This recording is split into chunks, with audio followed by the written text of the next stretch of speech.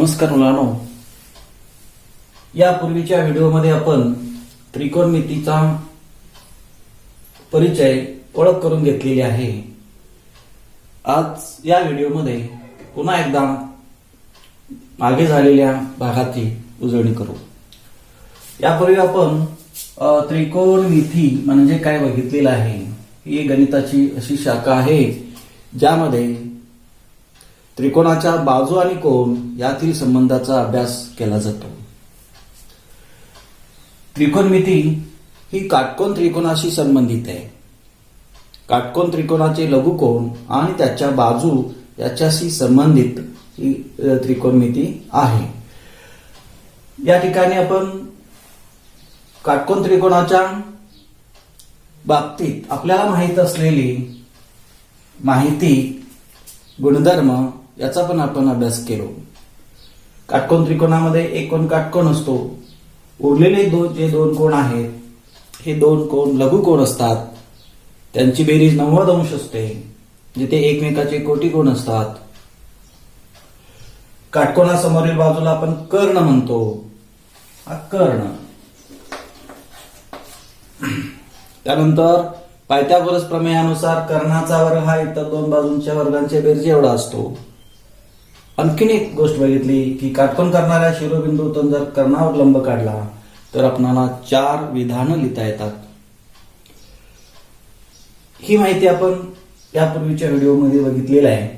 आणि मग त्रिकोणमितीमध्ये काटकोन त्रिकोणाचे लघुकोन आणि संबंधित या लघुकोनाशी संबंधित ज्या बाजू आहेत या बाजूमधील संबंध आपण पाहिला, ज्यामध्ये कोणत्याही काटकोन त्रिकोणामध्ये ठराविक अशा लघुकोनासाठी त्यांच्या संगत बाजूंचे गुणोत्तर स्थिर असते असं आपण पाहिलं। आणि स्थिर गुणोत्तर म्हणजेच त्रिकोणमितीय गुणोत्तरे। त्या गुणोत्तरांना आपण काय म्हटलं? त्रिकोणमितीय गुणोत्तर असं म्हटलं। तर ही त्रिकोणमितीय गुणोत्तर जी आहेत ही आपण वेगवेगळ्या नावाने ओळखली। Sine theta, cos theta, tan theta, cosec theta, sec theta आणि कॉट थिटा। म्हणजे 6 गुणोत्तर आपण लिहू शकतो। 3 बाजू असतात काटकोन त्रिकोणाला आणि एका लघुकोनाच्या संदर्भात 6 गुणोत्तर लिहू शकतो। जसं PQ upon PR, QR upon PR, PQ upon QR आणि मग त्यांची व्यस्त म्हणजे PR upon PQ, PR upon QR, QR upon PQ असं 6 गुणोत्तर लिहू शकतो। एका ठराविक लघुकोनासाठी ही गुणोत्तर स्थिर असतात कोणत्याही काटकोन त्रिकोणामध्ये। जे काटकोन त्रिकोण लहान मोठा काही प्रश्न नाही। एका लघुकोनासाठी म्हणजे समजा हा 30 अंशाचा घेतला तर एका या 30 अंशाच्या लघुकोनासाठी ही गुणोत्तर जी आहेत ही कशी असतात? समान असतात। ही गुणोत्तर समान असतात याचा अर्थ असं समजायचं नाही की PQ भागिले PR बरोबर QR भागिले PR असं नाही समजायचं। हा त्रिकोण आणि हा त्रिकोण आपण जर घेतला, हा जर 30 अंश असेल, हाही 30 अंश असेल, तर या त्रिकोणामध्ये याच्या समोरची बाजू PQ भागिले PR आणि या कोणासमोरची बाजू DE भागिले FD हे जे गुणोत्तर आहे हे गुणोत्तर स्थिर असणार। आपण आता ही गुणोत्तर या दोन त्रिकोणाच्या बाबतीत आपल्याला त्रिकोणमितीय गुणोत्तर लिहायचे आहेत। त्रिकोण PQR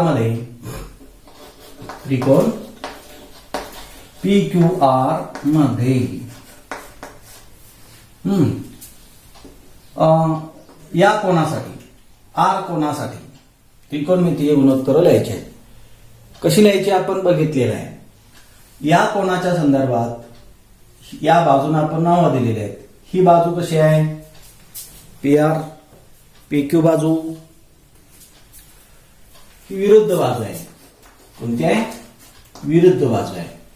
ही बाजू कशी आहे?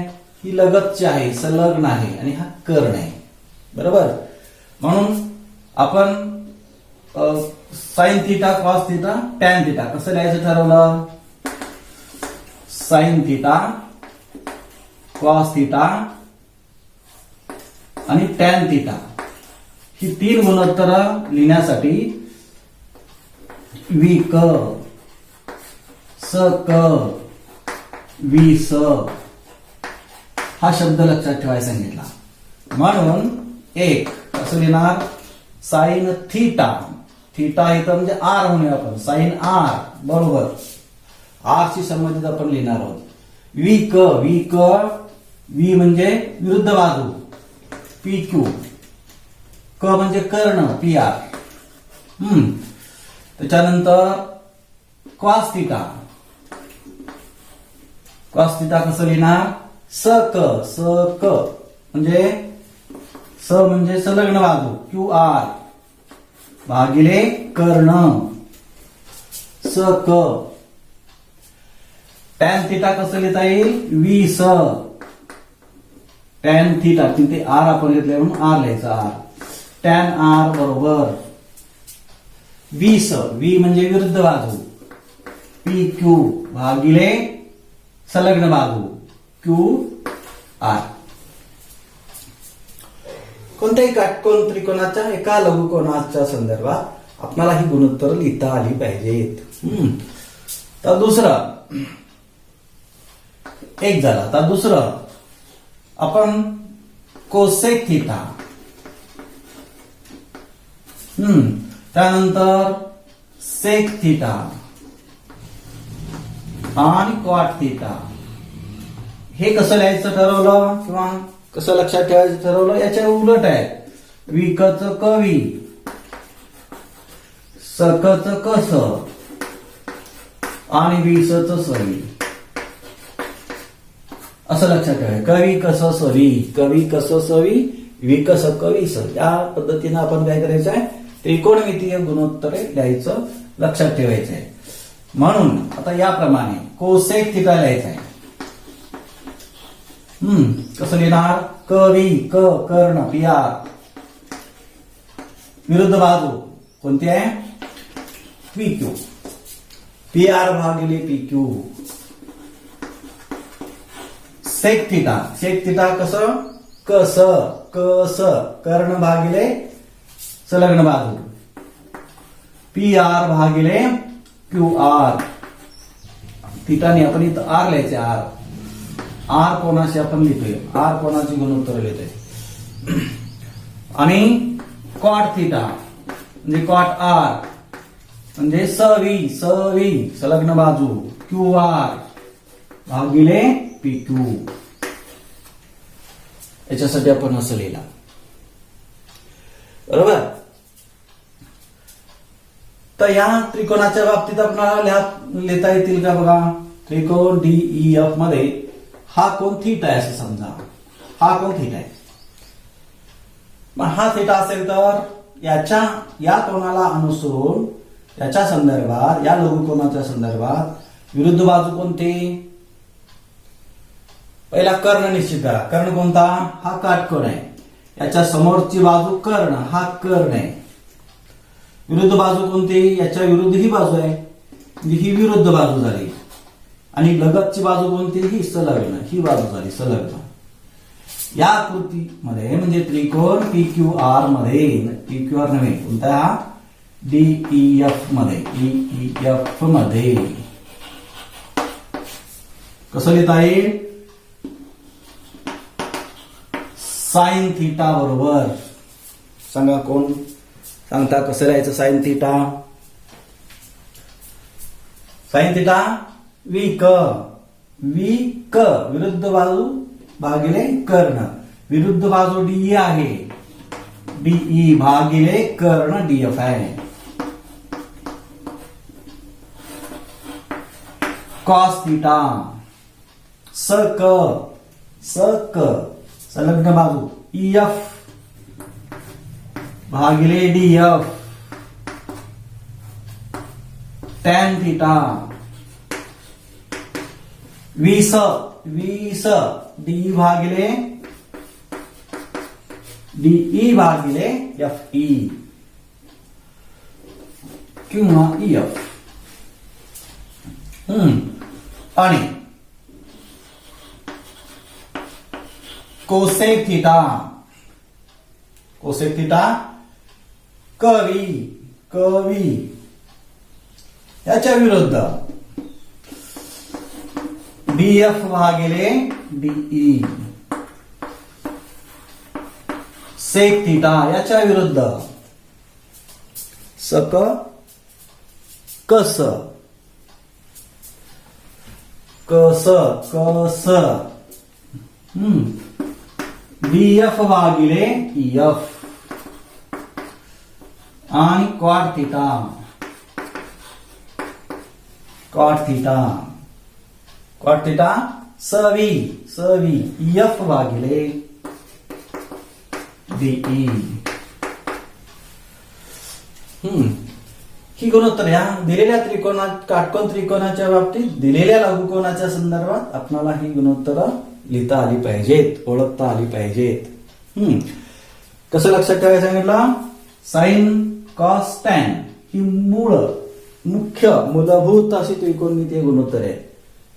आणि दुसरी कोसेक सेक कॉट ही यांचे व्यस्त आहेत. तुमच्या लक्षात येईल व्यस्त आहेत. डीई भागिले डीएफ डीएफ भागिले डीई म्हणजे 1 भागिले साइन थिटा घेतला तर हे आपल्याला मिळणार. म्हणजे साइन आणि कोसेक हे एकमेकाचे व्यस्त आहेत. कॉस थिटा आणि सेक थिटा हे एकमेकाचे व्यस्त आहेत. टॅन थिटा आणि कॉट थिटा हे एकमेकाचे व्यस्त आहेत. म्हणून आपल्याला काय लिहिता येईल?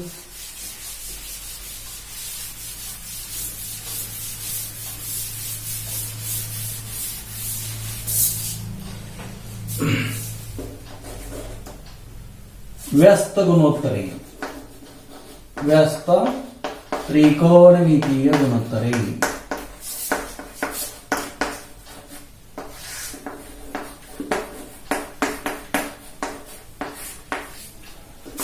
एक साइन थिटा चा व्यस्त काय असणार? 1 भागिले कोसेक थिटा. साइन थिटा बरोबर 1 भागिले कोसेक थिटा. साइन थिटा बरोबर 1 भागिले कोसेक थिटा. हे कसं आहे? वी क आहे आणि हे कसं आहे? कवी आहे. कवी कवी याचा उलट घेतलं तर वी क होणार. दुसरा कॉस थिटाचा व्यस्त काय आहे? 1 भागिले सेक थिटा. कॉस सेक म्हणजे काय? कॉस थिटा बरोबर 1 भागिले सेक थिटा. आणि टॅन थिटाचा व्यस्त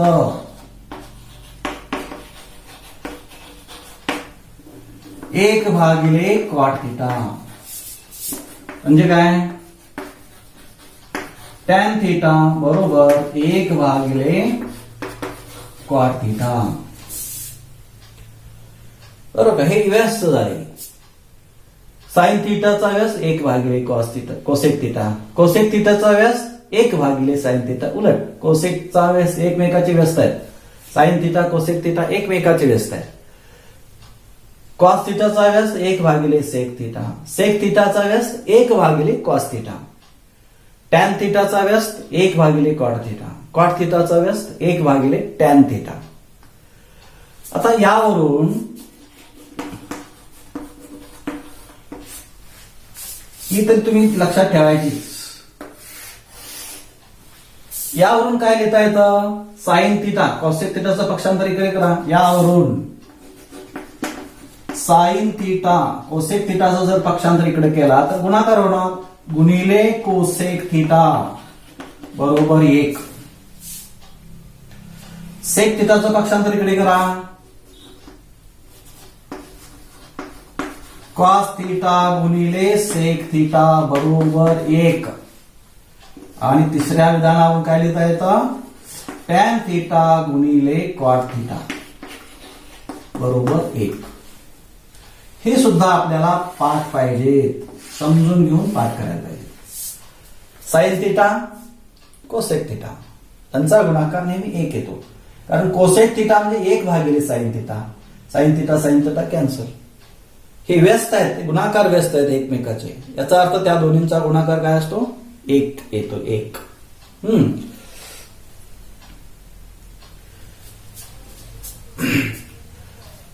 तर टॅन थिटा आणि कॉट थिटा हे आपल्याला साइन आणि कॉसच्या संदर्भात लिहायचे आहेत. तर हा काटकोन त्रिकोण आपण घेतला. ए बी आणि सी हा लघुकोन आहे समजा थिटा. ही कोणती बाजू होणार? विरुद्ध बाजू. ही कोणती बाजू? हा कर्ण आहे आणि संलग्न बाजू आहे. याच्यावरून टॅन थिटा काय लिहिता येईल? Tan theta. टॅन थिटा म्हणजे 20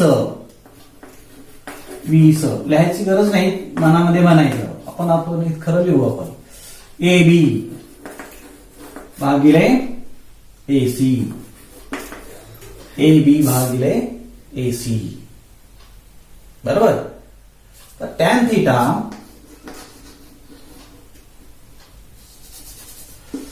साइन थिटा काय लिहिता येईल? विक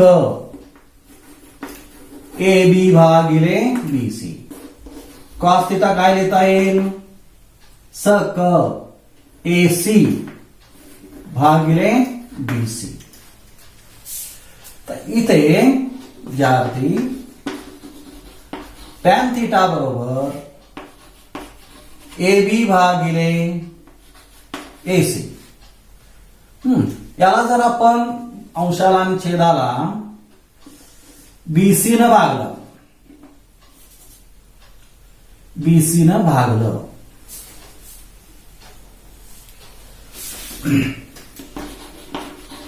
ए बी भागिले ए सी टॅन थिटा मध्ये आपण आता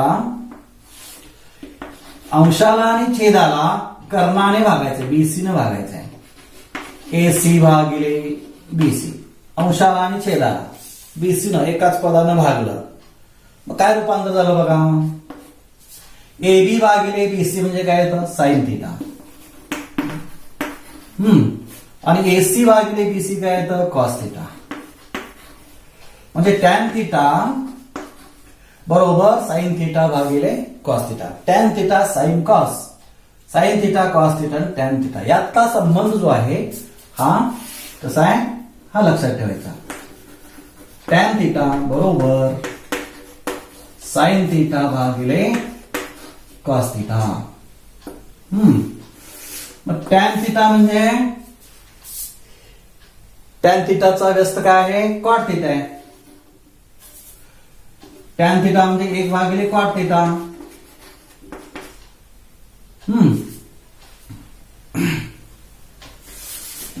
एक भागिले याचा व्यस्त घेऊ आपण. 1 भागिले टॅन थिटा बरोबर 1 भागिले साइन थिटा भागिले कॉस थिटा. 1 भागिले टॅन थिटा बरोबर 1 भागिले साइन थिटा भागिले कॉस थिटा. 1 भागिले टॅन थिटा म्हणजे कॉट थिटा आणि याचा व्यस्त म्हणजे उलटून गुणिले होणार कॉस थिटा भागिले साइन थिटा. हे सुद्धा काय करायचं आहे? लक्षात ठेवायचं आहे.